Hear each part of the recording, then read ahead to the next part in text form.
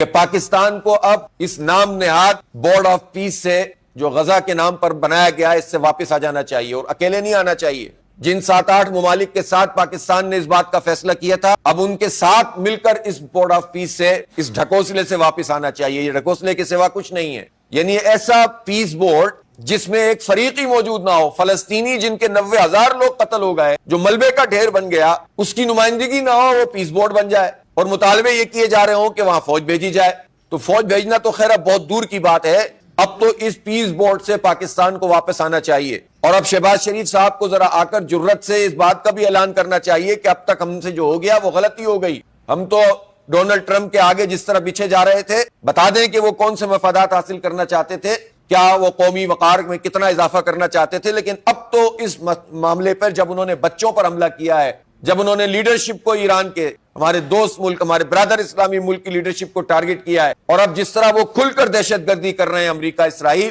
اس کے بعد تو کوئی جواز ہی نہیں ہے کہ پاکستان اس غزہ پیس بورڈ میں شامل ہو۔ ان کو نکل آنا چاہیے۔